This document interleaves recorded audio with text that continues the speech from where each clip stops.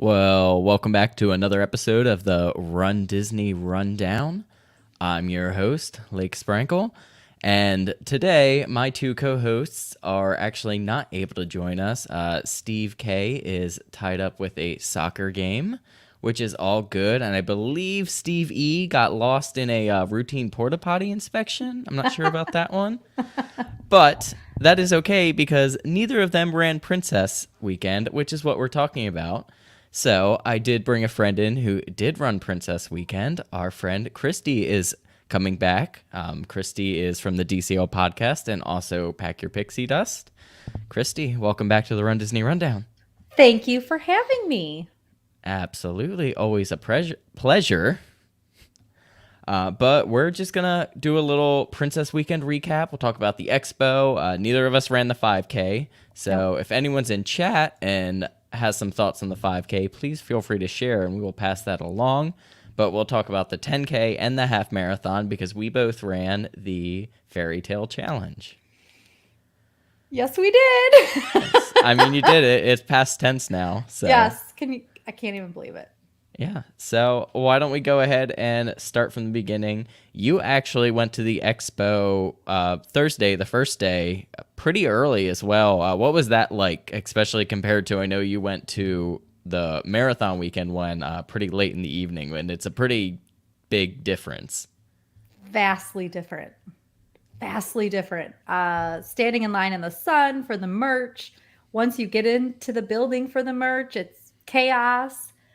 But most of the people were pretty cool. Unfortunately, the eBayers were out in full force. Ew, and somebody was using their kid to go up and basically grab like all of the magnets. You wanted a magnet that I couldn't even re-find for you because this awful lady, this awful child went and grabbed them. And then she'll joke and, oh, we'll just deal with it later. Then when she went to the pass holder line, the pass holder cast member called her out and like verbally stated loudly, because I was behind her in line, oh yeah, have fun reselling that stuff. I was like, oh,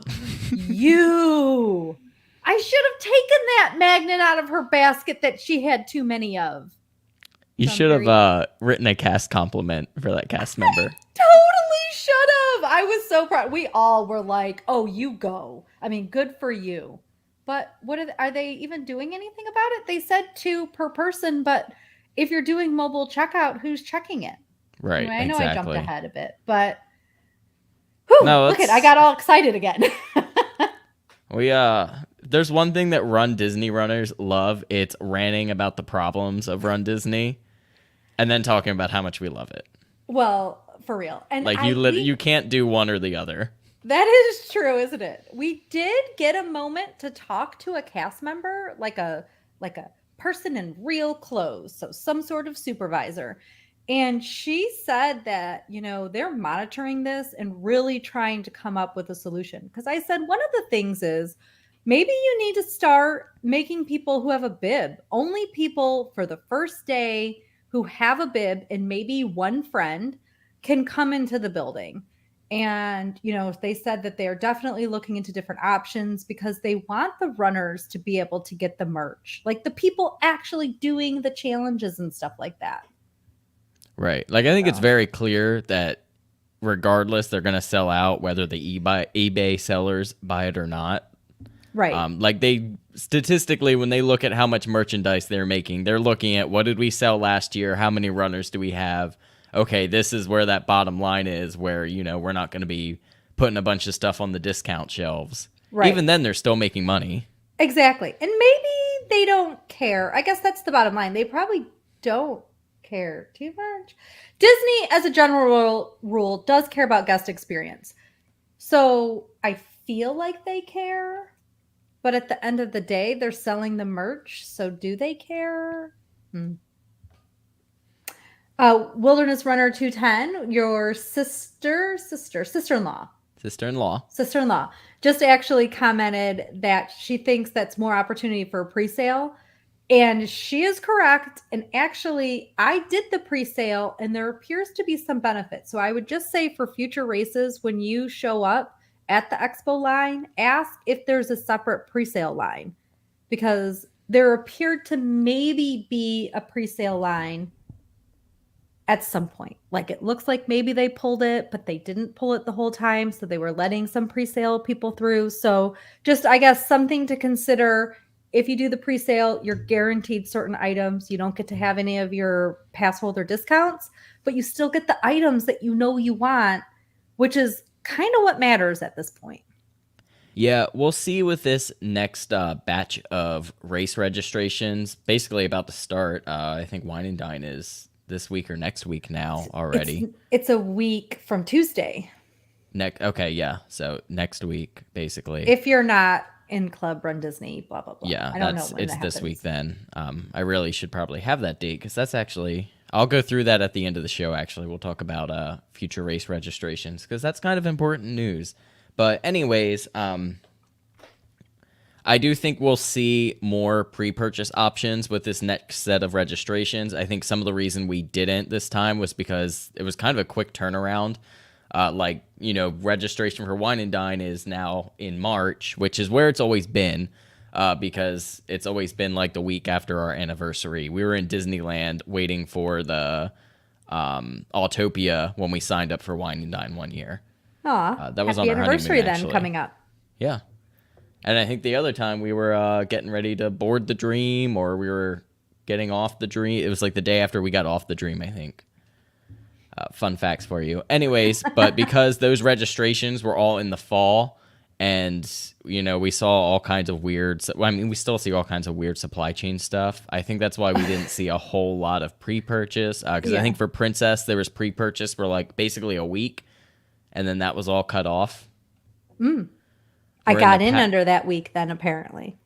Yeah, so the cutoff for that was the same as what the marathon pre-purchase cutoff was. But that is a good general, if they offer the pre-purchase, take a look at that. Sometimes, too, you get kind of a sneak peek at what some of the merch is going to look like. I don't think they show you what it looks like. I think they just tell you what it is. I am almost certain I did not Usually, see one yes. thing. There was been other times where it's up, this is pre-pandemic, where it's updated, and then all of a sudden you can see what stuff will look like. Well, that's cool. So we'll see. Maybe that'll happen again. But moving on. Anyways, other than eBay sellers, how was the rest of your expo experience? Super cool. A Disney friend was there and actually taking some pictures in the, what would you call it? The picture area once you're leaving the merchandise area. With all the mile markers? Yes. Yeah. So that was kind of fun. He was working the event, and it, it's sort of like when you're rope dropping the 50th anniversary, right? That excitement of people just excited about the event and excited about what they can purchase. And for some people like myself that was doing the challenge for the first time ever, it's kind of a big deal. So you want to get the merch to memorialize the event and have those memories. Yeah. Any other thoughts kind of outside of the merchandise, getting your bib? How was that? It's really well run. And I had another experience where I needed to swap out my shirt because they were too big, because sometimes I'm a certain size in a lady's fit and sometimes I'm not that size. So the shirts were huge. And if they would just be consistent, wouldn't that be nice going forward? So we knew what size to order. But it was really interesting when I swapped it out for the challenge. We got the 3 shirts. All 3 shirts that they swapped out, they only would swap out again all 3 shirts in the exact same size. And they had them in a roll, and they're like, oh yes, our challenge shirts are over here. Cause I was like, do you have, each of these in the smaller size? And they said, well, if we don't have them all together, you don't get them. I was like, oh, there's always so many rules associated with swapping your shirts, but at least I could touch it this time.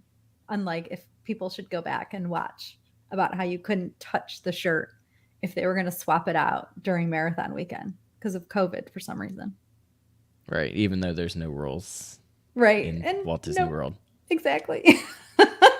But it's fine. I mean, it's good that you can touch the shirts. Now you can touch them. I'm sure some of that is like they could have easily, separated out the shirts, but I'm sure they just took because the shirts come in a roll when you pick them up, they probably just took those rolls, put a couple in each of the sizes, and then say, hey, swap them out. Right. So it worked out really well. And I was there pretty early, still didn't have a problem at all. The expo was really fun and nice. We actually spent a little bit of time there. One of my girlfriends came with me to walk around. So that was nice, just walking around and seeing what they had. I bought AirFit sunglasses for the first time. I'm absolutely in love. And I decided I needed more AirFit sunglasses, which you then bought for me. I did. And picked up so I could have a pair for my son. They're super lightweight and super inexpensive. What are those other sunglasses that all the runners use? Gooders. Yeah. How much are those in comparison? They're very similarly priced. The ones that are just standard sunglasses are all a flat $25. Oh, okay. They have so some of the different shaped ones go up to like $35, but it's all kind of the same shtick where they're, fairly inexpensive, lightweight, non-slip.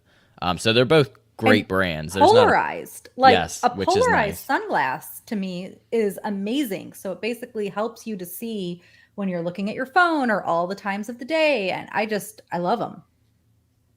Yeah, they're very good quality for what you pay for them.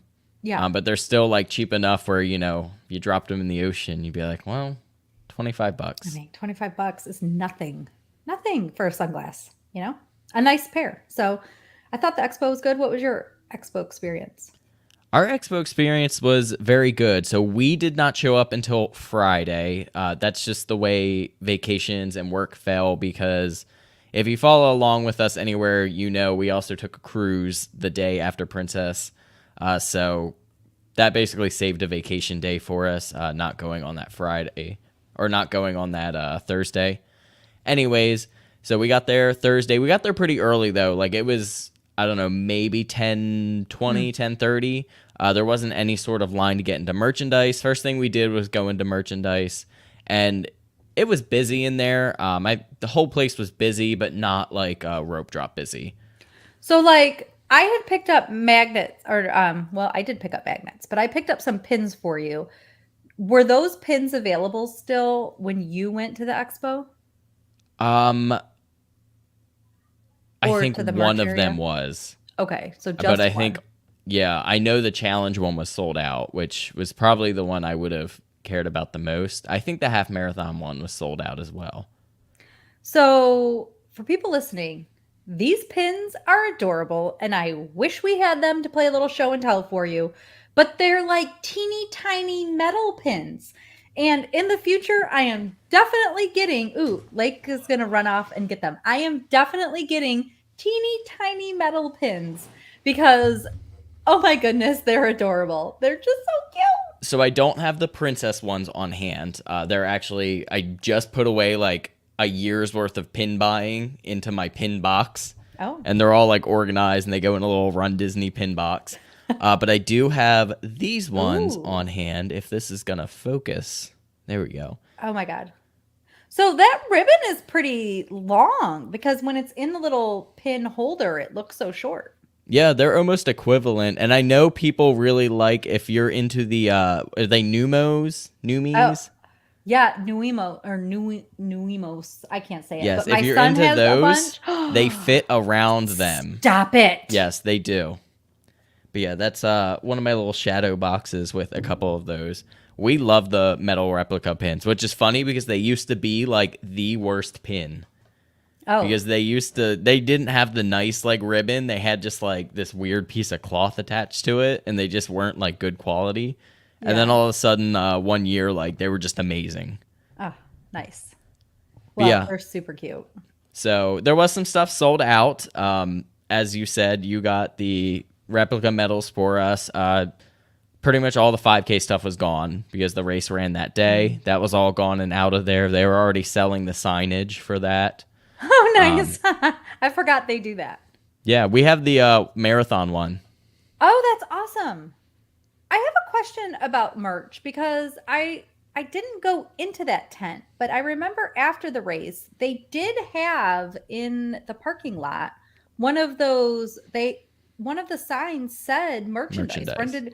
Do they sell? Do they hold back some, do you think? Like what So they don't hold back anything. Basically, as what the they have race left? ends, so like if there was any 10K merch left, well, they don't even open it for the 10K.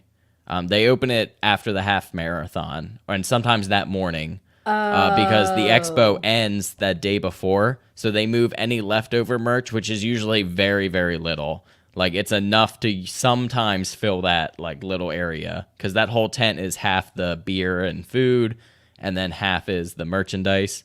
But you also, they'll put all the signage there. You can buy the signs in there. And then the big thing is pre-purchase merchandise that isn't picked up is sold in there. Oh. So sometimes, if you're lucky, you can find things that were sold out in there. Smart. So, so do they they- get to sell it twice? Yeah. Because I assume that pre-purchase people don't get their money back. Yeah. I mean, unless like something happened and, Right, they right. refund them later, or they had already refunded them and didn't process like out the merchandise. But anyways, go ahead. I just wanted to say Amy commented again that she plans to use her little tiny metal pin as an ornament on her Christmas tree, which is amazing. What a brilliant idea. I have always wanted to get like a little Christmas tree for my thing back here and put them all on there, because during Christmas they sell like ornament pins too, and I love like Christmas Disney pins is one of my collections. Yes. Oh, you could put those up there. You could put them in your own. What a great idea. I'm sorry. I'm very excited about all this. Yeah, there's like little like $7 trees you get at Target are perfect for it. I got one, a little 2-foot tree last year and a couple years ago, I guess. And we actually took it on a cruise. It worked perfectly to put it, I think it was maybe 3 feet, but whatever. We put it on the little table because we cruised over Christmas. Next year, we're cruising just before Christmas on a Maritime cruise. We're going to shove that little bad boy up again. You cannot do lights on a Disney cruise because it's specifically in there, but nobody said anything about a Christmas tree and nobody said I couldn't have it for the whole time. So definitely recommend that as something. I don't know why I'm off on this tangent, but you can then put your Run Disney medals on there or little You'll ornament. see if you're in any of the groups, there are people who straight up decorate their trees with their real medals. And like Yeah. people will fill them. Is awesome. Do you do that cleaning metal thing, cleaning of the metals with the wipe and then spray it to keep them from tarnishing? I've never done that, no. Okay. Just wondering. I Good don't to think know. I really have any that have really started to fade like that, but I'd have to look at some of my older ones. But all right, anyways, going Moving back, on, the sorry. expo. So yeah, Katie and I really didn't get anything additional at the expo. I think we might have gotten one other magnet, and that was it. Amy did get a couple different things. She had gotten a couple shirts and sweatshirts. It was her first Run Disney event, so go wild. We all support that. There was a couple things that I know she wanted was sold out. I know that shirt with the gold like parks on the side sold out immediately, which was super cute. Like I remember seeing the video, and even I was like, "Oh, that's cool." But other than that, pretty good expo experience. They had the pictures out there. We stopped and did most of those. And then they had all of the metal posters outside, as well as they had the carriage out there, right? Yes. Mm-hmm. Yep, they had the carriage out there. When we were there, they don't think they had any, what's it called? Any characters with them. I think some days they had the footmen, though.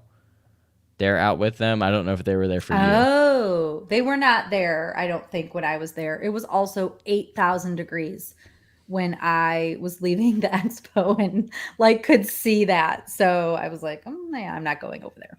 But yeah, bib check-in, super smooth. I had the whole issue with the disappearing bib. They still send you an expo pass. It just says, it has a little designation that says needs to sign bib or bib not signed, something along the lines.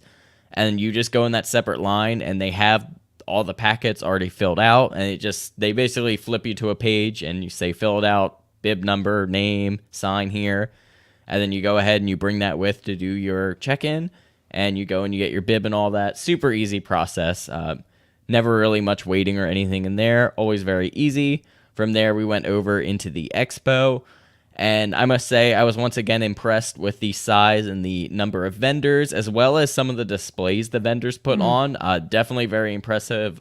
Pandora had their whole big display with the castle. Big, giant castle. Also, way too many people, or I may have gone in there, but that was pretty cute. Yeah, we didn't go in because there was a line like wrapped around it, and we went to the expo twice, and both times. Plus, I mean, I didn't have a lot of interest going in, but anyways, and then Corksicle had a pretty big display, and they had the whole big 360 like video room. Yes, and they had so many options. So many. Did you buy a Did you do Corksicle? it? No. Mm-mm. No, we didn't buy a Corksicle. We bought one at Marathon Weekend. Okay. I also did not participate in any of that. Kimberly says, I'm watching on YouTube in my bedroom. Can't chat there, but wanted to say hi and let you know I'm watching. Hi, Kimberly. Hi. But anyways, but size of the expo, a lot of good vendors there, a couple different races. Merch was pretty solid in there. Pretty much anything I think you needed. If you are a smaller lady and wanted to try sparkle skirts, not sparkle, boulder skirts, which I absolutely love that running skirt. They had 50% off. They're often, because they're a Florida company, they're often at the Run Disney events. So even if you are not going to run in one of these Run Disney events, but you wanted to try those, because they're pretty expensive. They're like $78. And I actually ran in one, a different skirt, both days of the race. And so if you are thinking of trying it, they have larger sizes, they have smaller sizes, but the smaller sizes had a huge 50% off. And usually that's what's left. 50% off booth. So that'd be something, but you could try them on. So if you were interested, so I guess just something to keep in mind for the ladies going forward. They're based out of Plant City. Fun fact for you. That is. That's like right in between Tampa and Orlando for you, down I-4. Well, good. We could get Steve E to pick up our skirts for us on his way to Orlando. But yeah, I was very impressed with the size of the expo, which if you've watched this show before, especially prior to the shutdown and coming back, I always complained about the size. But the last two expos, Marathon and this one, I thought have been great. Lots of new brands coming in, and hopefully we continue to see that. Other than that, I don't really think I have any other thoughts about the expo. Like I said, we did go back twice. Basically, the first, when we went and did our bib pickup, we kind of had to rush somewhere for lunch because Amy ran for Kelsey's Hope. Mm-hmm. And they had a luncheon at Splitsville, which was actually super cool. It was kind of cool to kind of like peek into the, what's it called? Like the fundraising and charity side of it, because we've never done any of that. So that was neat. But then we went back to the expo, did more pictures and that sort of stuff. Which we should tell the listeners that if you go to register for a Run Disney event and you cannot get a registration for the event you want, you should look into a charity bib, because those usually last a lot longer. So you have to pay a little bit more, but you're giving to an amazing cause. And so it feels okay to do that. Yeah. So the stipulation there is that you do fundraise for the charity. Most of the charities, if you were going like if registration for like a challenge sells out and you really want to do it and it's a popular race and it's still, the beginning of registration, your fundraising goal is usually like in the 1200s, give or take. Good to know. Good to know. I just know I saw specifically for Springtime Challenge, I think it was 1250 for Give Kids the World. And most of them are about in that range, but it depends on the race. The 10K is a lot less. I'm talking about the challenge, which is already basically a $400 race. Right. Is that what we paid for it? Something. It's a little less than that, but once you go with the active fees and whatnot. But are we ready to move on? Yep. All right. Only other thing I'll mention is Oh, okay. Amy said mine for Princess Challenge was 900, and that was through Kelsey's Hope. So what I would be curious about is they have these goals of 900 and you post that you're trying to meet the goal. Do you have to meet the goal? You do. Okay. So you basically put your credit card like on the line there and say, Okay. if I don't make this, I agree to pay the difference. Okay. Well, maybe you're a charitable giver anyway, and this is part of your charitable contributions for the year. So certainly some people give $500 to a charity in the year and then they can, work it in so they can still do the race that they wanted or more Yeah. depending on the race. No, it's a great option, and it's great to see like all the charities out there because they So always have their many. own like cheer squads and all of that. You always see Kelsey's Hope out there That's the pink people, right? with they have the like little people on the stands basically, like with the skirts. Yes, and then they were they the ones always on the boardwalk for all like my last race and then this princess? I There believe so. was Yeah, they're like they like all have a over. ton of people. A ton. So, good on Yeah. them. So it is cool. They add another level to Run Disney, and that is something you can do for a lot of other races. That's one way for people to get into Boston, New York, that sort of thing. All I right. know those fundraising goals are like absolutely wild. Like I think Boston's is like 8 to 10,000. But off the topic, so this first night, I'll just mention we stayed at Pop Century, which is very typical for Run Disney races for us. We did do another split stay, which has worked fine for us. This is the third race weekend where we've done some sort of split stay. And I think we're actually doing a split stay now for Springtime Surprise. Oh But no. Oh right, but you have cool split stays so for far, yes. springtime. That may So, still change right now, depending on what opens up.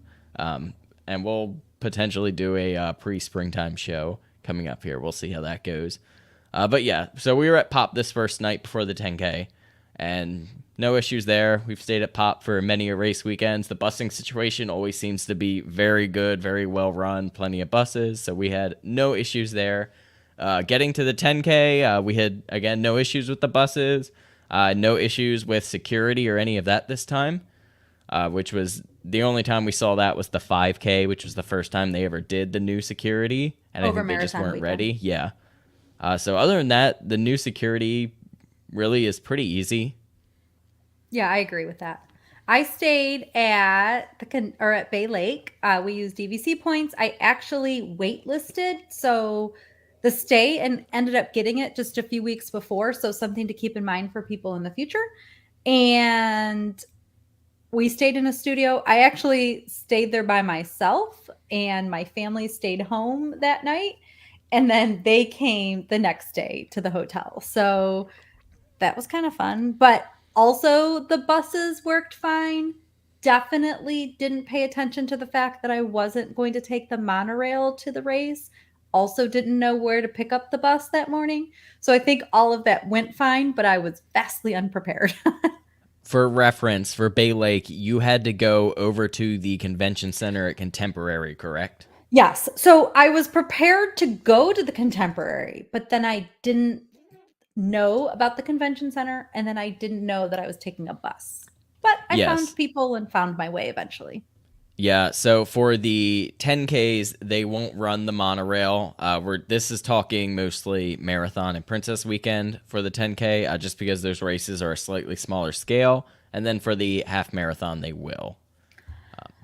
And if you are driving and or staying out this way and you are trying to pass, remember marathon weekend when I talked about the 10K and I talked about how I took the road to get to Epcot from just on the backside of the Magic Kingdom? And I was like, I think they were closing that road. Well, they sure were closing that road. And by the time I was on my bus, which was still very early, they had closed that road and our bus had to go all the way around. So it took forever to do that like 6-minute drive to Epcot that day. Oh no. Lake is frozen. Oh wait, he's back. I'm sorry, I'm here. I was just pulling up some information that I should have had ready prior. Oh, that's okay. But Then anyways, you did look frozen for a second. You were real still, so yeah. I thought we lost you. Yeah, so I mean, we got there, did pretty much the usual routine, bathrooms, bag check, no issues with any of that. Corral situation was pretty much the same as any other 10K that starts out at Epcot. And then we had the race. Big benefit to this was it's the new 10K course that we saw debut during Marathon Weekend. I love this 10K course. Yeah. I think it's the best 10K course that we've had in a while. The first 3 miles are super boring, but what are you even going to do? You can't make it more exciting running out. I mean, you have to leave Epcot, and then what? So, and the hard part of the race would be the end, right? The, miles 4 and 5 leading up to mile 6. And so, and then you're in parks and you're in the boardwalk area. And so realistically, yeah, I don't know of a better way to do that course. Yeah, so the only other course that may have given you a little more park time is the one that just did Epcot and Boardwalk. But all of the 10K courses that we've ever ran have always had somewhere between 2 to 3 miles of highway. And I think this just gives you 2 parks for the 10K. Right. And no other course, at least in a long while, has done that. There was one other that I don't think we'll ever see again. And that run between Hollywood Studios and Epcot to the back of the boardwalk is so lovely. And so it really is nice because by the time you're like, okay, I've run out of things to talk about to my running partner, if you're running with somebody, then you're at things that are fun. So that's exciting. Yeah. Anything notable for the 10K characters or any of that for you? The back of the Packers, we have very long character lines. So we didn't even really stop this time to take a picture of the characters like I had done in the past. Was it the 10K or the half where Mickey and Minnie were like in the back somewhere? Or was it even Mickey and Minnie? Mickey was out for the 10K right after Hollywood. Okay. Like so Prince Mickey. Yeah, so that one I think we stopped and took a picture of, like, not standing in that line. Ooh, that might have been when I got yelled at for being, like, off the course. That was when I got yelled at. But they were like, whatever she did, whatever. I was nice to her, but I'm like, I'm not even where you think I am. Whatever. It was just, she didn't like me stopping where I stopped to take a picture of them. Oh, interesting. I don't know why, but so... who knows? But yeah, 10K was good. I ran the 10K probably a lot faster than I needed to because my friends were like, "Oh yeah, let's go out and take this one kind of fast." And what happened was we ended up going way faster than we said we were going to go, which is what I said would happen. But I still stopped and took pictures and somehow still got blamed for pushing the pace, even though I was catching up to them for taking character photos. Just saying, I don't know how that happened. Well, you still had your momentum, so you had caught up and then had your momentum still. I did, but after the first 3 miles, which is fine because the first 3 miles were really quick. We ran it in 22 minutes or something like that. That's amazing. Yeah, and then I got into Hollywood and I was like, you know what? They're way ahead of me already. I'm just going to chill. So I slowed down and just enjoyed it, did filming, stopped for I stopped for all the characters, except there were a couple that weren't out for me. Whoever was right before Yacht Club, down in the bottom there, once you go over the bridge. I guess there was someone there. I don't know who it would have been, though. You know what? I don't remember who it was either, but it was somebody unique and that you wouldn't typically see. So maybe that's why. They just had a harder time getting geared up for, going out and being amongst the people. Yeah, that happens. And sometimes, too, you get it where, if you catch them at that perfect, it's like a 30-minute time or something like that where they switch out. But obviously, if it's the same character, they can't run out and the other one's running out at the same time. So they have to go, fully in and then the next one can come out. Sometimes they'll switch different characters, though, because of that. Only other benefit, though, was sometimes I go out there and there's 2 characters out there because they'll cross over. I had Vacation Goofy and Donald out at the same time during the Yacht Club.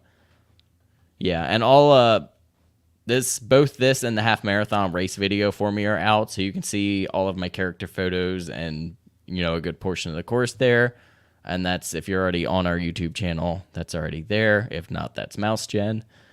Overall, though, good 5K, good characters. Weather was pretty good for this one as well. Oh yeah. Actually, whole weekend wasn't terrible. A little warm on the half marathon, Yeah, a little warm. I mean, but not quite marathon warm. right, sure, for sure. But Yeah, any other thoughts from the 10K? I ended up running basically all of it. I think we ended up at maybe the last couple miles doing a couple of water walking breaks, or maybe we only walked the water stations. Maybe we walked one or two other times. I was actually going to walk the race and didn't. And maybe I regretted that decision a little bit on Sunday, but yeah, it went really well. I mean, I felt fantastic after that run. Good. Yeah, I thought the 10K was good. I mean, I always enjoy the 10Ks. I think they're a good the halves are my favorite distance of all the races. But I think if it was your first race and maybe you weren't ready for a half marathon, if you were debating between the 5 and the 10, I think it's a better value for what you get. For sure. And it's something you can't, maybe as a starter runner or as a non-runner or even a walker that has to train, you have to train to get to the 10K, in my opinion. And so that makes it that much more, it makes you feel accomplished when you're done, because a 5K is not nothing. And for sure, if you're running it and it's your first 5K, 3 miles is a lot. Most of us are starting at let's run 1 minute, and then to run for 3 miles. So, but I feel like the 10K is just enough of that challenge that you can still feel real accomplished when you're finished. Yeah, I like the 10K. It's a good distance. Yeah. And it's still not super intrusive to your day like a half marathon is. Right. And to your body.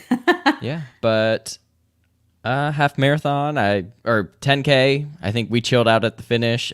We saw you at the finish then, right? Yeah. We did. Yeah, we took a very cute picture together after, hung out for a little bit. That was fun. Yeah, that's one of my favorite things, is hanging out after the finish. Just waiting, watching the tracking, waiting for people to finish. And For just sure. Everyone keeps coming in, talking about how their race went and, favorite characters. I love just hanging out after the races, especially when you finish earlier. It's kind of empty, but you kind of, Early me. this isn't, it's not a flex. It's just Listen, cool to see we're- all the people coming in. Yeah, for sure. We're jealous. Are you kidding? This is me making fun of you because goals, man, goals.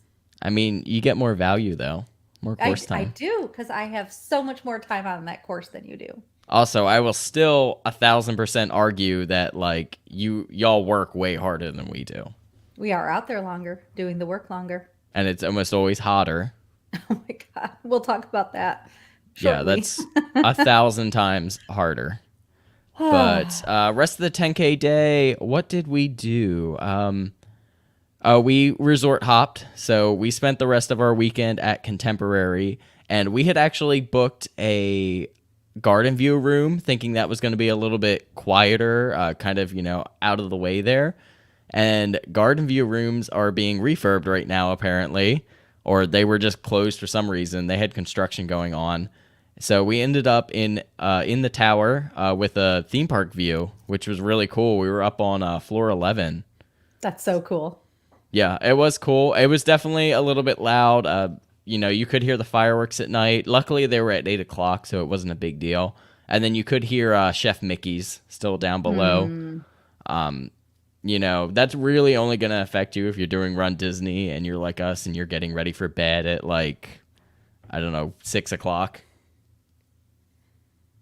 So Amy commented that she loves in Lake's 10K video that you hear people starting after he finished. So there is still racers starting the race when we're already done. Yeah, that does tend to happen. I think even in some of my marathon weekend videos, you can see I have videos of the starting fireworks after we finished. I mean, that's really it's 40 to 50 minutes. It's not Right. that long. Races are still going to be Again. starting at that time. We're all just very jealous. Good job. Yeah. Dennis says hi. Hi, Dennis. All right. Anyways, yeah. So we got upgraded to the contemporary. So So we cool. were neighbors for the weekend. We were. And I that day went to the pool. I think you went to the pool potentially. You went to the contemporary pool, maybe? We had talked Oh, about we that. didn't end up making it to the Mm, pool. We got the room upgrade, and then we were in the room. And we were like, just well, we staring. gotta, yeah, we were like, we gotta just like enjoy this, like take Yeah. this cool room in. So we ended up doing that, and then we had reservations for dinner at Disney Springs at Wolfgang, How which was I would that? say was decent. Definitely like good pasta options for a Mm. race weekend. We know a couple other people who actually ended up being there for a race weekend as well. So that was good. Yeah, good pasta options. Other than that, it was fine. We walked over to the Magic Kingdom and I wanted to give Tony's a try again. How was that? I gave Tony's a try. I will not be making that mistake again anytime soon. I wanted to like it. I I have feel to eat like gluten free, so my pasta was real not good. Which it is tricky to make that pasta. And then I didn't get breading on my chicken, which I understand. My husband said his food was fine-ish. It just and the sauce, even the waitress said, "Oh, the sauce is really spicy this day." And I'm like, "That's a weird thing to have." So, I don't know, inconsistent. inconsistent. Our server was amazing. You know where we went that morning? I don't know if we talked about it. We got into Topolino's. It's Oh, you did tell us about this. How was that? the experience. So difference. This is what made me think of it. The server at Tony's was amazing. Loved her so much. The server at Topolino's that I had to tip more because of the size of our bill. I mean, I ended up tipping the other lady more, but I really actually wanted to talk to a manager about because the service was so poor, except that the experience is lovely. Like the food is so good, the character interaction is super cute. My son absolutely loves it. We like it. The food is really good, like really good. So the poor server aside, we really enjoyed the experience. Yeah, we've done Topolino's for breakfast and for dinner, and it is amazing if you can get in Mhm. there. Yeah, and we Definitely a had like good maybe celebration. one of the last seatings too, and so then they were just like busy closing up the restaurant, and which we fine, like bring us a refill, right? Right. Especially because we're trying to hydrate and I couldn't get water. So actually, when we went to Tony's, I was like, "Can I just have two waters, please? Because I need to stay hydrated." And she kept those waters full, both of them, the entire meal. It was amazing. So there was that. I love how everyone says they're like giving Tony's a try. No one is like, yeah, we're eating at Tony's. They're like, we're trying Tony's. Like no one wants to fully admit to it. No, for good reason. I have heard though some people have had a good experience. Tony's was jam packed this weekend. And like I said, their pasta was a little weird, their sauce. So maybe it's improved and we just didn't arrive during that improved time. We'll see. Maybe. I don't think I've ever eaten at Tony's, to be honest. Ever. Ever. I have, yeah. We'll see. Maybe I'll give it a try. All right. Anything? Did you do anything else notable after Oh, that? my husband and kid, we all went to the pool. I did sit in the pool actually for a little bit, but my husband and kid like went down the slide a bunch of times, did more of the fun pool time activities. So, but that was Pull it for that day. pull time is the perfect thing in between races. And here's what I will say. Some of us can't go to sleep at 6 o'clock. So something to consider is maybe especially if you have the ability, stay in a different hotel than your family. If you have kids and are doing a Run Disney weekend, because I can't like make we're in a hotel room together and I can't make them be quiet at 6 o'clock. So I guess that would be something to consider for even 7 o'clock. You can't get them to be quiet. For people with families that might be doing their first Run Disney event. Yeah, or even like adjoining rooms where you can Right. lock one Something. off. Yeah. I know, or if you're DVC, having like the one bedrooms and stuff like that are nice for that. Right. But let's move on to the big and scary half marathon. Now, Christy, this was not your first half It was marathon, but not. it was your first one in a while. Do you want to elaborate? Yeah. So in my early years, my pre-child years, I had done about 4, I believe, half marathons, 1 full marathon. Then I got married and had a son in my 30s and hadn't really gained any traction on any real mileage until even marathon weekend was the first time I had run 6 miles in over 9 years for sure. So since before my son was born. And so yeah, it was fun getting back out there again. I've had some knee pain, and actually, since the race, I've run a couple times, but I have some bad swelling on my left knee so I've just sort of been taking a break, forgetting to ice it, but should go back to icing it. But my knee felt great for the run, which yay, but now it hates me. It'll get back though. I'm not. I think it'll be fine. Good. All right. Did you follow any sort of training plan or anything for this half marathon dash challenge? I did. I followed Hal Higdon, which is the the program I followed for all my beginning races in my younger years. Oh, you know what else race I did? I did a 10 miler in Detroit. Actually, in Flint, we have a really big 10 miler called the Crim. It's pretty awesome. And so I had done that one somewhere in there right before I met my husband, actually, or right when I met him. But anyway, sorry, I got distracted. But because I think I used one of his programs for that. But I used his program. The one thing, he doesn't really have a challenge option. And when I had trained in the past, I only trained to run through, but like for these big city races, I would walk the water station because how else are you going to get your fluids in? I can't be like spilling it all over my face. So, which is exactly how it would look if I tried to do that and run at the same time. That's how it So, looks for people who actually do it. I'm Trust sure. me, I have spilled plenty of Powerade on myself. That blue Powerade. Oh my God. I'm so looking forward to not having blue Powerade anytime soon again. But so Hal Higdon, this time I used his novice program because it had been so long since I'd done that many miles.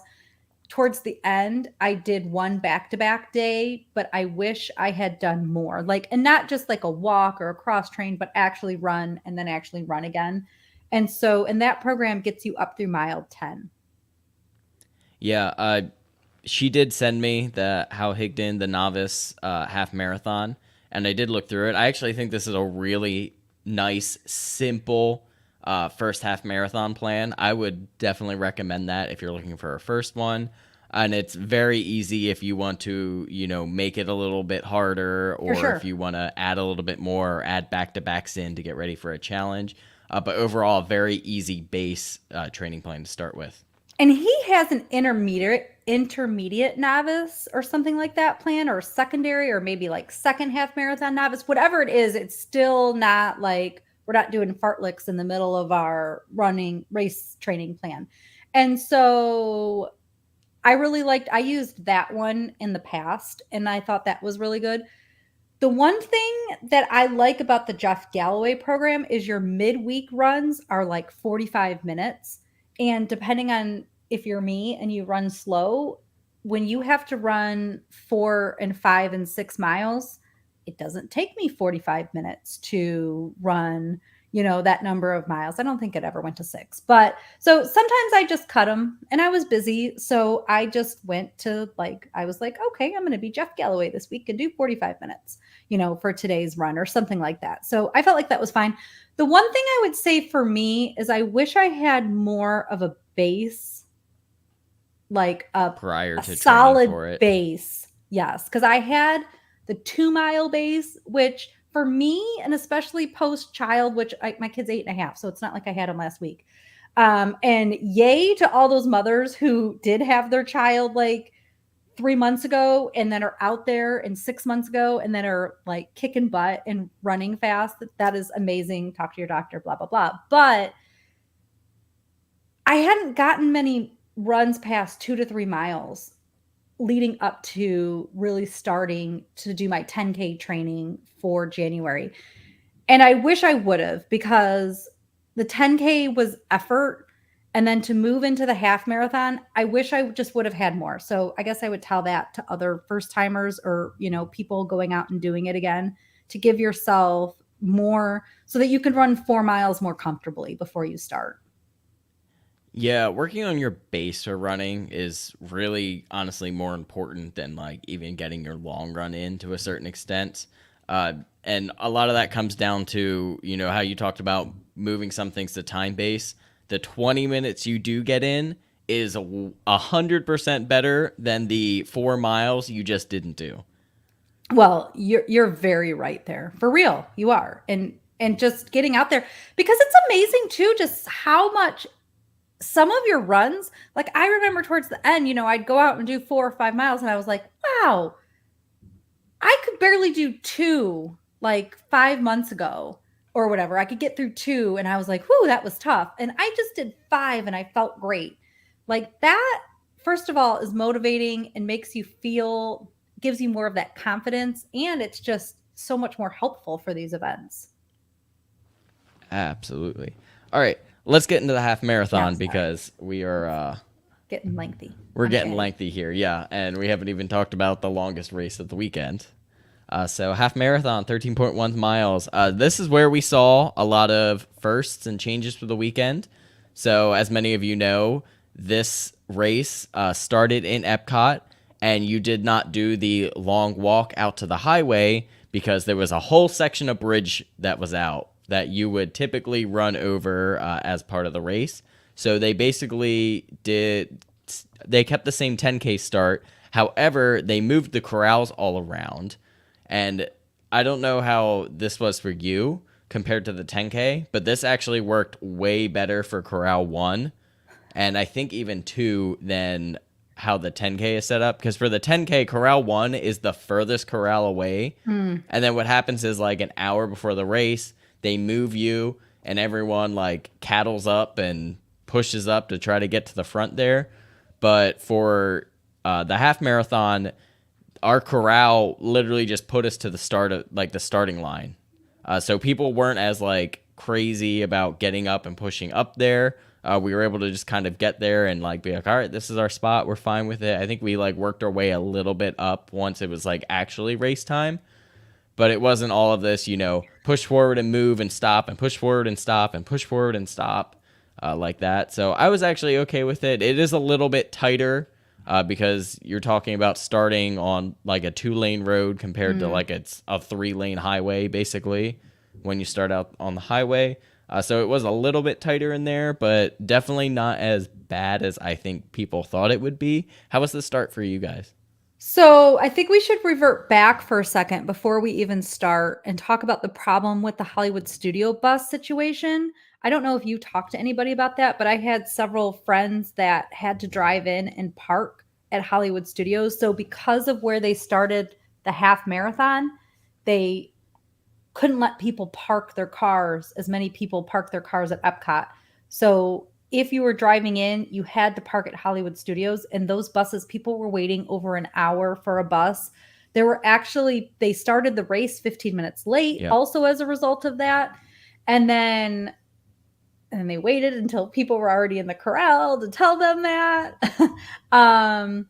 But so I know that was a really frustrating start. It's stressful to think you're like missing the start of things, and you're relying, you're doing what you're supposed to, taking this transportation, and you arrived when they said to arrive, but then there was nobody to get you to the start.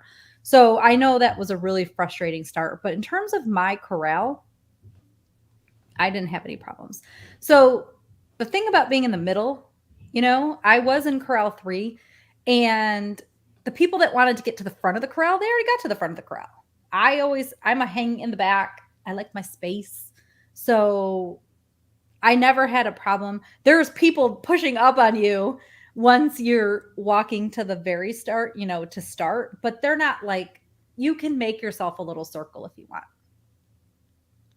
Cool. Yeah, I did almost forget about the race started 15 minutes late. I think once that bridge is fixed, we're not going to see that whole busing and parking issue ever again. I know we do get that for basically when races start at the Magic Kingdom parking lot, but I've never heard big issues like that. It just seemed like they weren't quite prepared for that. Yeah. Oh, other thing, benefit, we were all staying on a monorail loop for the half marathon, so we got to take the monorail there, so we didn't have to worry about the busing or any of that, and I thought that went smooth with the exception of after the race, which we'll get to. But getting the race, no problem. That was awesome. It's the second time that we've done a monorail loop to start the race, and I would recommend it. Yeah, for sure. It's so convenient. And it's Even nice that you do security before you even get on the monorail. That is a very good point. Even when your friends, though, make you get up too early and then don't even show up when they tell you to be there. We were like 2 minutes late. Okay. Anyways, yeah, so I was really impressed with this half marathon. We ran this one fairly fast again, but I stopped for all the characters, and they had so many like double stop characters. The first 2 stops were 2 princesses each. I think the first one was Pocahontas and Merida, and then you had Mulan and Moana at the next one, and they were like 2 separate scenes. So you would just go do the one and then hop to the next one and then keep going. And that was cool because you knocked out 4 characters in like the first 2 miles of the race. And I think there was at least like one other double stop on there. Those lines for the half were so long for your middle of the pack people. I mean, so long. Like, you couldn't even tell who the character was or where the end of it was some of those times when you would see that line. Yeah, they need like a cast member with like the Slinky Dog line ends here. Right. So, go on. But yeah, overall, I mean, this isn't my favorite half marathon course, but you do get to go through Magic. You get to go through the castle. Is this... No, you would have ran through the castle last time you would have ran it, right? Yeah, I think I've done 2 or 3 Princess 2, 3, and I ran through the castle both and or all 3 of those times. Yep. Was your family able to catch you spectating? Yes. It was not without problems though. So they did try, well, before I even get to my family. So was it mile 3 or 4 when we're running 3? It must have been 3 when we're running towards the Magic Kingdom and we're on the highway and there was the character stop in the middle of the highway. That was right about mile 2, and that was Mushu. Oh, that was Mushu. Okay. So what was fun about that is the people coming, well, maybe not that character, but you could hit that character from both directions. And we saw people doing that. But what was great is before we even made it to the Ticket and Transportation Center, we saw the first set of wheelchair race people coming down. By. And then we saw the lead male. And I think the lead female eventually. So we must have seen some more men in there or something as well. But we saw like the lead runners, and that was super exciting and motivating. And, you know, it was just fun. We were cheering them on, both them and the wheelchair individuals. And so that was cool to be able to see, you know, that exchange going on. Yeah, it is cool to see the runners coming back. It's even cool from the other side to see like the sea runners of coming, people, the sea of humanity coming at you. But like everyone's so excited, you know, it's still the start of the race there. So it is fun both ways seeing it. I stopped and like filmed some of the people coming by there. So it is a cool part, especially when you're coming back, if you get to see that, because otherwise like that coming back is a pretty boring part coming up the highway there. So bad. So we'll talk about that in a minute. So my family tried to come out and see me, and actually they were going to bring me, I carry a personal water bottle with me, and the plan was that they were going to catch me at 2 locations during the course. They were going to swap out my personal water bottle with nice cold water. The first goal was to have them see me at the Contemporary, Bay Lake rather, like at that corner. And if I had just told them to go like in front of the convention center, they would have been able to actually get to me. And so unfortunately, they were not able to. I wasn't able to get to them. I tried to like run off course to get to that corner and definitely was stopped by that police officer.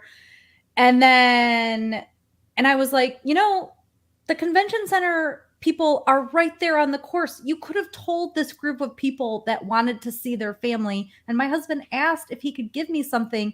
I asked you if you would give me something. You're standing in front of me. I understand you're doing your job, but if you could talk to the people who are in charge and say, hey, maybe we could tell these people to go 5 feet down the row so that they can see the runners. I do understand the reasons you don't want people handing off something to runners, whatever. It was a clear bottle of water.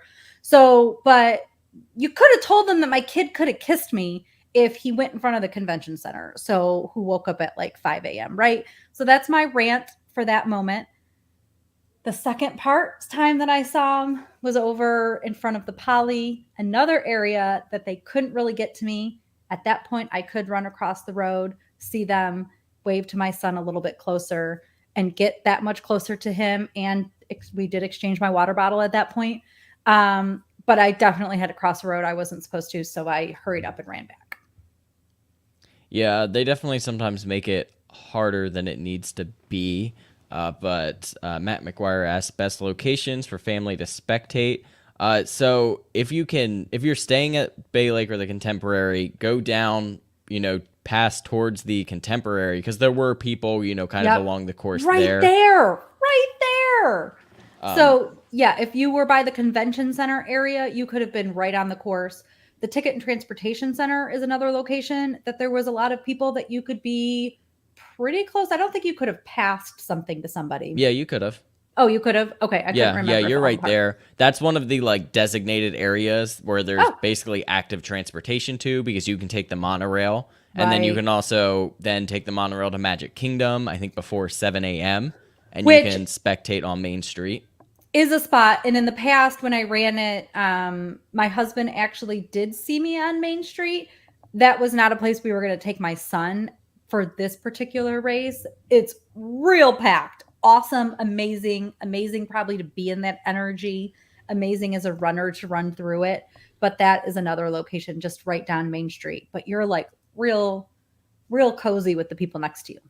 Yeah, a few race weekends, Katie hasn't done the half, and she'll go there, and she loves it. And it's just such a cool vibe. There's music going. Everyone's just cheering for the runners. And as a runner, it's like the most hype part of the race is, you just ran down this highway to get into Magic Kingdom.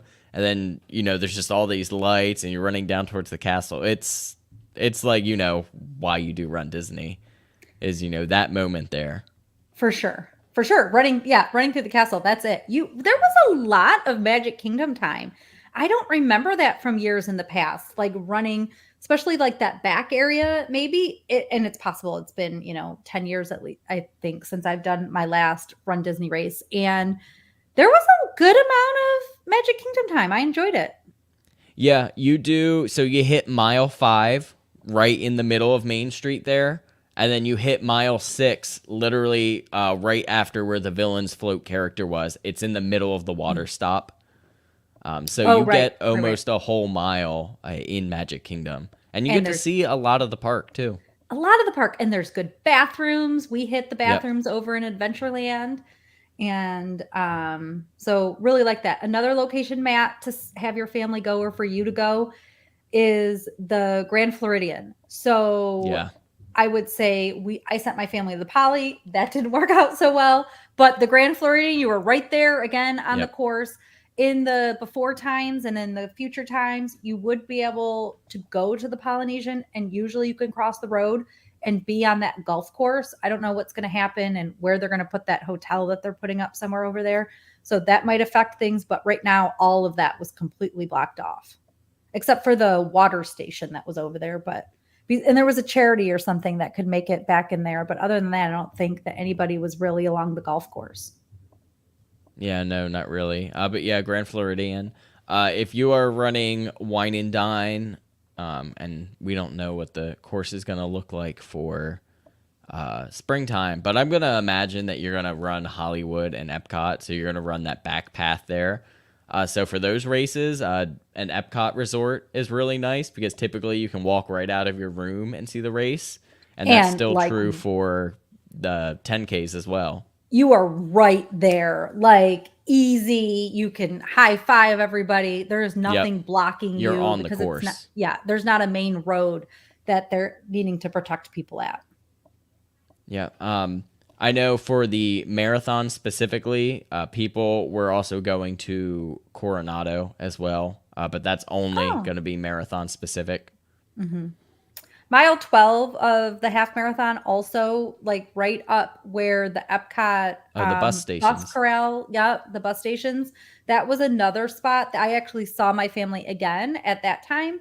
And so they were very cute. So it was really Were fun. they able to then make it to see your finish? Did they have enough time to get over there? I don't think they were planning to really watch me finish. Okay. So that was never in the plan. Again, we were trying to keep my son a little bit distanced from, a large complete gathering of people. So it was by design that they would see me over a little bit before. But then my son did see me walking out of basically the finishing The chute with, meetup. Oh, okay. getting my medals. I think they saw me. Very cool. Yeah. Okay, so back to the race. I think we're over by like we're finishing up around the Magic Kingdom. We head out by the back of Grand Floridian, right? Like one of those little roads out there, Grand Floridian Yeah. Way. This was like so eerie because when it was dark, it was Yeah. foggy, like really foggy that morning. And there's that Yeah. TV that was playing Let It Go right before the Anna and Elsa meet and greet. But you couldn't really see the TV. You could just kind of see like the ring of light around it because it was just fog. And usually, like, I always bash that part, but it was kind of cool. Yeah, that sounds cool. For me, it was not. It was daylight. So Yeah, there was a lot of fog on the course. Towards the start, too, it was foggy for us. yeah, made it just that much darker. Just And a then little we bit. went over by the Poly and ran up that way. And then the dreaded part of the run where the sun was fully out and we have to run back to Epcot on the highway in the heat. That's rough. This is where being, mid to back of the pack is just a little bit, it was a little bit painful. At that point, my running buddy and I, we both put our headphones in and we would randomly talk, but we were just like, you know what, let's just listen to something that we can ignore the fact that we're doing this. So Yeah, that just really is pounded kind out. of the grind. Getting to 10, and then 10 is kind of really, it's like sneakily hilly because you're going up and over all these bridges, and you got to do the turnaround kind of into 12 there. Yes. And so Yeah, many that part bridges. stinks. And then we thought that there'd be like, I was like, is this the last one? And at this point, all of us that are together in this section are sort of around, we're kind of just together, right? Like we're all running the same speed or walking the same speed. So I was like, all right, who's done this before? This is clearly the last of these bridges and inclines that we have to go over, right? And people would be like, I think so. Maybe. Then we'd get another one. I'm like, you liars.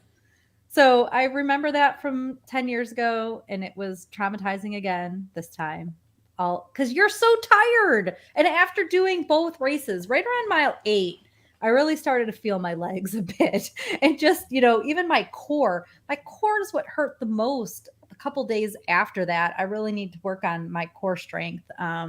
Especially if I'm doing a challenge. I'm never doing a challenge again. But if you're doing like, Spoilers. yeah, that many miles, I guess another thing, base and then work on your core, because that to me, I felt like had a more long-term problem than any other part of my body besides my current swollen knee. Cross train. Yeah, I started to get kind of tired towards mile 10. I ran with a buddy all literally up through mile 12, and then we got into Epcot, and I kind of just tailored off a little bit. But I mean, I had a blast. It was someone who I hadn't run a lot of races with. Shout out to Tyler. It was a blast running with you. Aw. Yeah, it was fun though. I always love like having someone to run with during the races. Oh my God, it makes such a difference. If you can find somebody, back in my early running days, I had a run buddy and she and I ran at exactly the same speed. It was so perfect. And the last two races, I ran actually with a husband and wife, ran with the wife at the 10K and Brenda, and then I ran with the husband, James, during the half. Well, the 10K and the half. Princess weekend was James. The previous race was Brenda. And just having like those people to have that connection with, oh my God. Try to find a buddy if you can, people.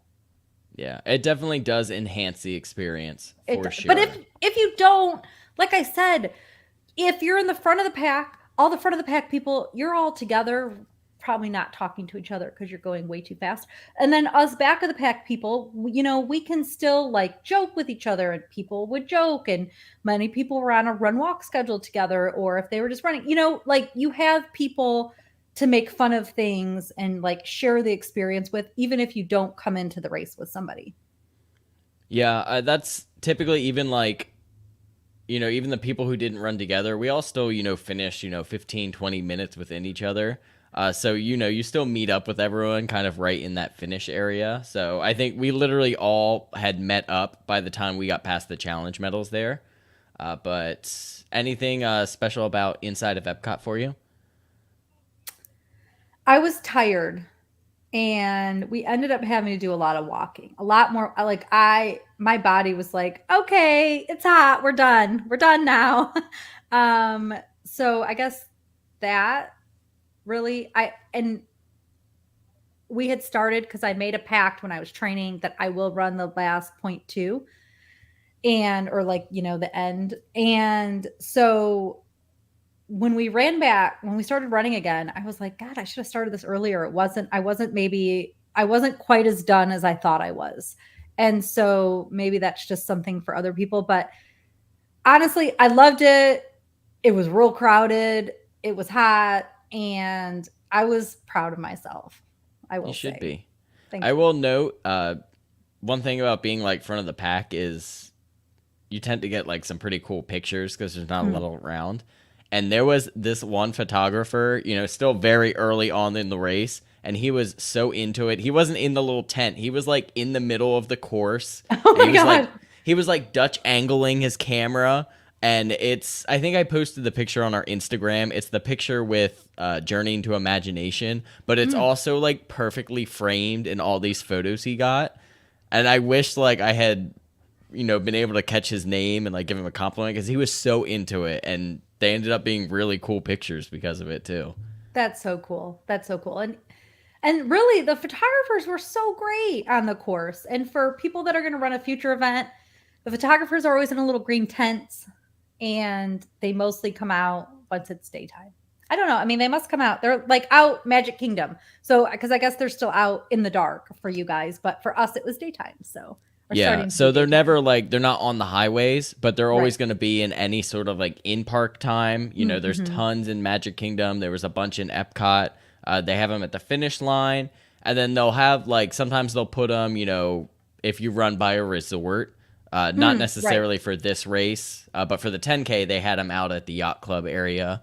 Any sort of like closed area, they'll tend to have them, and I love our photo pass pictures. Yeah. I've got files and files of race photos.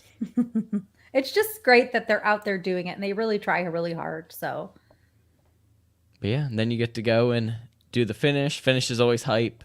And then they almost always, for half marathons, have like the praise band out there. Like right before mile 13, the choir. Oh, yes, yes. Oh, so good. Although they're in a recording, right? Because I would have thought they would have been singing. Like I feel like maybe they were done singing by then, but they were definitely not singing when we passed them. Oh, I've never noticed that. Yeah, I've definitely like had them singing. Yeah. When we're going by. I think if you watch the end of my marathon video, they're definitely there like singing. Yeah. So I think that maybe, because it was 3 hours into the race by the time we finished, I think. Maybe they have to take a little vocal break. I understand. I get it. It's a lot. That is fair, actually. They like those people they're volunteering basically. Right. They're out there for a long time. Very long time. And there was tons of people after me still Yeah. finishing. So Lots of like little bands out, which I noticed they've yes. been doing like since the return. But that's something that's been more prevalent now than I think before, which has been very cool. Because, it's easy course entertainment, right? Like there was when you were coming back to go into Epcot during one of those, that turn to cross over the highway, there was a band there, like Yep. a high school band. And it was hilarious because that was a part where after we just died on the highway, there was shade, and the band, like teachers and the adults that were with the kids, and they're all like bundled up and we're like, oh my god, thank god for the shade, and we can finally breathe again, and it we're not like scalding on the highway. But yeah, then you finished. You did We you did a finished. half, returned to the half marathon. Now you Yeah. already mentioned that you would not do a challenge again, but you did also mention to us that this may not be your last half marathon. I I would like to better my half. So I feel like I have it in me to, I mean, I definitely have it in me to run a quicker time than I did this time. And I I want to feel better. Like, let's say I do a run walk, which I probably will, because as I age, I just think that was a little bit easier, that recovery and just giving myself that little tiny bit of a break to walk. But I can be more on it, and really I can have a stronger finish. And so now that's gonna have to be my goal. I think I'm doing Princess next year and as the half, so I can work on a little bit better time. I think time wise, that's like a good training wise, especially like summer is just so hot. It's hard to like Press. seriously train in the summer. Right. But that gives you enough time, like even once you get to the fall and it starts to cool off. Are you considering doing like wine and dine or anything at marathon? Well, so Brenda, who I ran the marathon weekend with, the 10K, actually texted me today, which is why I know when Wine and Dine goes on sale, because she said, will you do the 10K with me for Wine and Dine? And I was like, "Ugh, when is it?" And I'm free, so I am going to do 10K Wine and Dine. And then after I was like, wait, I don't even like those medals. I don't even like, but that's fine. I won't have to spend any money now, except for maybe that little tiny medal I have to have like you do, so I can make like a little Christmas ornament out of it. Now Amy gave me that idea. So yes, I am doing that one. I am not doing anything for springtime. And then I think I've also agreed to walk the 10K with one of my girlfriends here in town. So she wants to do her first 10K.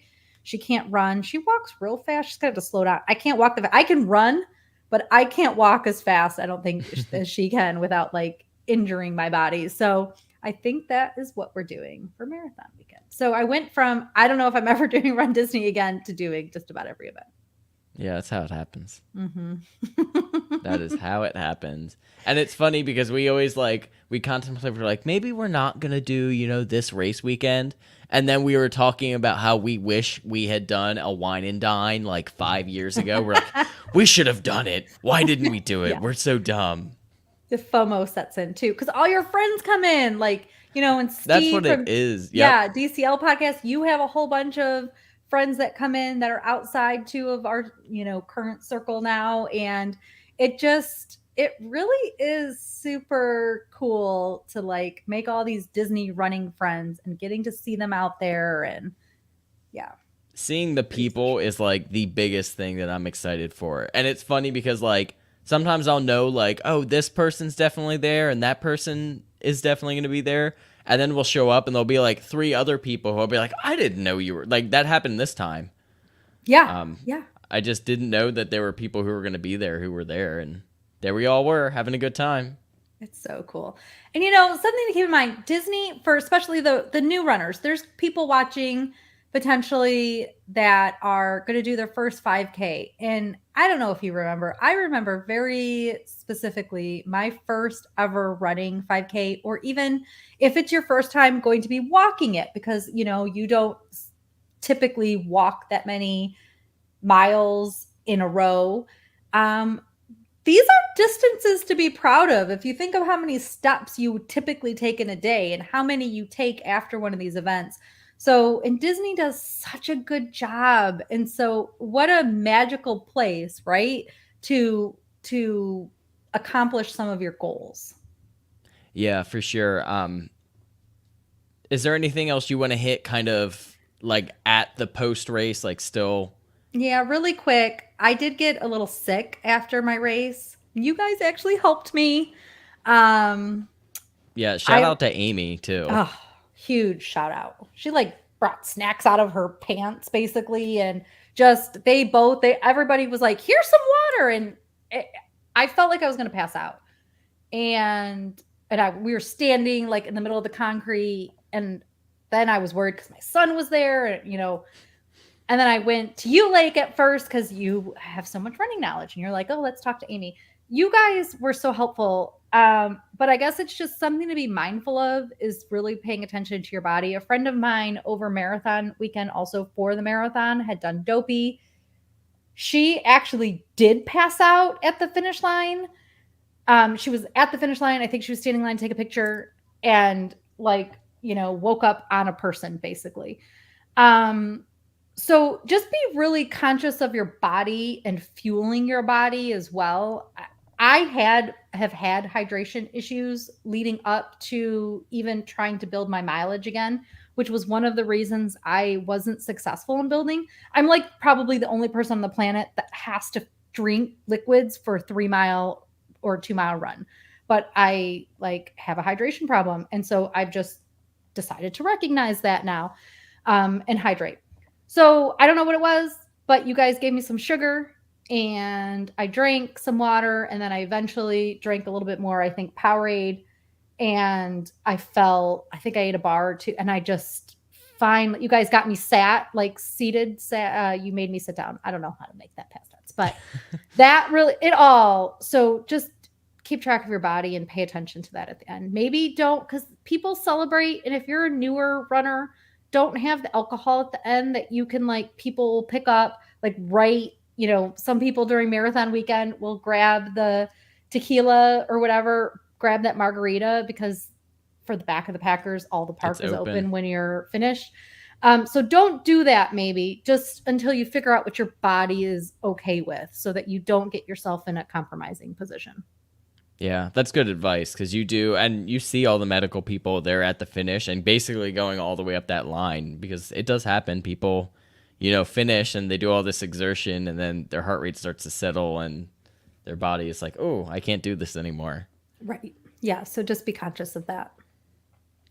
But yeah, I don't really have anything else post race. I wanted to shout out, I believe his name was Jonathan, and he said him and his wife had, basically been watching our videos, and he came and he was very nice. We had a good conversation. Just wanted to give you a shout out.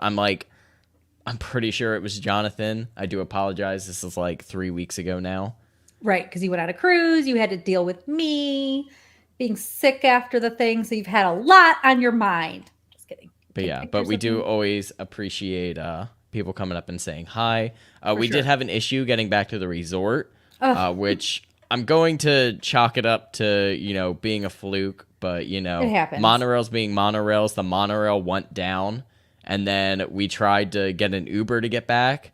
No, first we went to the bus. Oh, yeah, but they didn't have... Which is where the cast member who told us the monorail was down to go to. So, we walked that to the back of the bus loop in Epcot. There was no bus for us.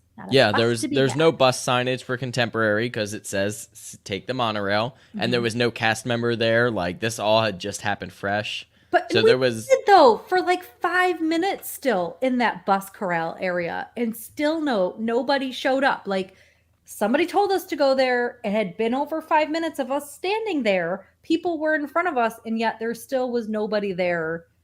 So just Communication, Disney. Communication. Yeah, so then we tried to Uber, and our Uber never showed up. And then finally the monorail was fixed, and this was like almost an hour later. So getting back to the resort was awful. It was awful. And I forgot that I had to check out and and we had to pack, and I had to shower, and we had brunch. So that was a little stressful. Yeah, lots of fun there. And so we got back, though. I did a classic bounty platter breakfast.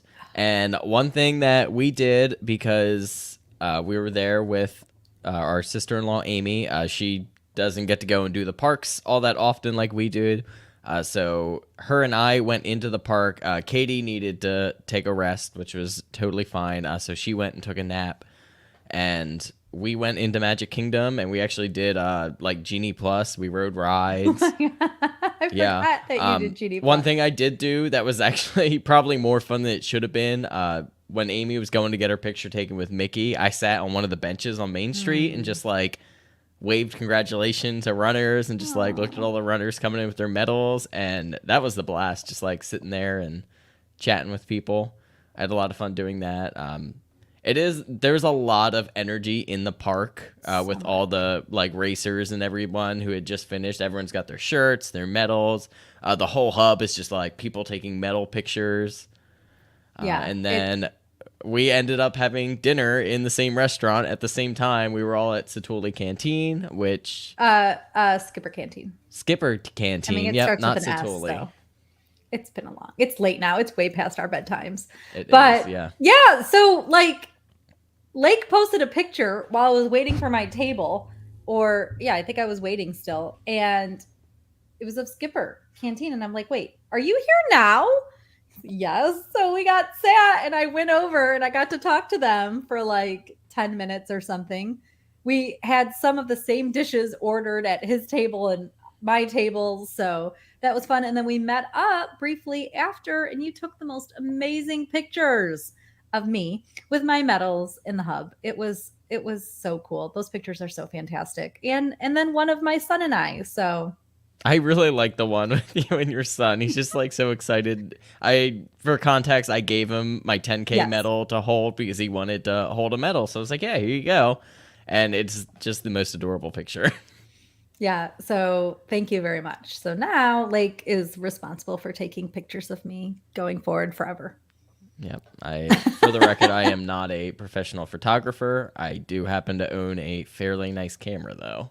Which he knows how to sometimes can kind of use. Yeah. So it was just so fun to see you guys again after that. So yeah, it was fun. And then I think we even just sat in the hub grass for a little while. Just till we got kicked out. Yeah. Because that was going to be a viewing area and for the fireworks at nighttime. And so basically they were like, when this stage show ends, you need to leave. But people are paying money to stand where you are sitting. And then Amy went out again. Amy is crazy, right? Didn't she go back out to the Magic Kingdom to see the fireworks there? I'm almost positive. So Katie met up with us kind of right before dinner. We did the pictures and stuff, and I was like, okay, like I didn't do a nap or anything. I tapped out. I said, I'm sorry, like I need to go relax. And also, we had that amazing view at the room. Yeah. I was like, if I'm gonna watch fireworks, like I want to do it from up there because, you know, for me, like I can go into the park any day and watch the fireworks, even though I never go and watch the fireworks. Mm-hmm. That was my first time seeing Enchantment, actually. Oh, right. But if you don't know, if you have a resort view, there's a TV channel that you can turn on, and it plays the music into your room for you. So I just put that on, and then I even set the camera up out on there. I think I live streamed it too. I just put my phone, I hooked it up to my tripod too, and I just sat out on the balcony and watched the fireworks, and I had a great time just being up there hanging out. That's so cool. Yeah, but I think that about does it. Do you have any other thoughts from the weekend? I don't think so. I was really glad to have done it. My first challenge, my last challenge. I really, really loved it. I know people are like, oh, you'll do it again. I don't need to. Oh, I'm good. Batteries. I'm reloading. See, it's the end of the show. He's done. I know people are like, oh, you say that about your first marathon and then you'll do it again. No, nope. I was so happy to be done with that marathon. I mean, it was great. My training program was perfect. Just like this, it all went fine. I don't need to do it again. Plus, those 3 a.m.s are hard. Now I'm just talking until Lake comes back. I am here. Anybody else has any other questions, reach out. We are signing off, but we can try to answer them in the future for you. Lake will be doing more of these shows. I'm sure the springtime surprise, are you going to be doing a pre-show, or what is your plan for that? So I got to figure out if a pre-show is possible between the group of us. I know Steve and I are both running it. So if possible, we will try to do a springtime surprise prepper for you. If not, we will both be at the weekend. Maybe we'll try to, plan something, even if we just do like a quick little live stream after one of the races, just to be like, hey, this is what we thought. And then we'll do like a whole show afterwards. After that, Run Disney Rundown will probably slow down a little bit. We might go down to like maybe one show a month.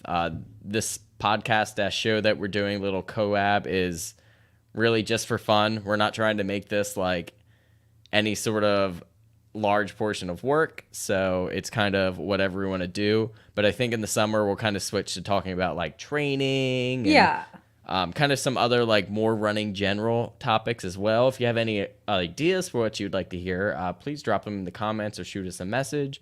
We would be happy to discuss them. We did do one episode already that was like Run Disney versus other races, where our friend Kelsey came on and talked about Chicago. And that might be one of my favorite episodes that we've actually done so far, honestly, because it was super interesting to hear about a world's major. Mm-hmm. That's the marathon I did too. So it was, it's cool to be on a course that hours before professionals are on the exact same, like it's the only sport that kind of thing can happen. Yeah. So one last little tidbit of information here. The 10K had 10,885 finishers. The half marathon had 12,772. So still seeing less people in the half marathons in general than we used to see. But do you have anything else? Do you want to talk about where people can find you, follow you, all of that fun stuff? Book their travel through you? Oh, okay. Well, I do the DCL podcast with Steve Creasy as our host and Chris Bright. And then you can find me all over the internet at Pack Your Pixie Dust. I'm actually going on the Dream tomorrow, so I won't be really responding to stuff. But after that, if you have any specific questions for me related to travel or Run Disney, I'd be happy to help you answer those questions if I can. You can find me at Pack Your Pixie Dust. And then I also am a travel agent. So if you are not already working with one and you would like some information, you can reach out to me for that as well. All right. And as many of you know, you can follow me at MouseGen on YouTube. That's where we post all of our race videos.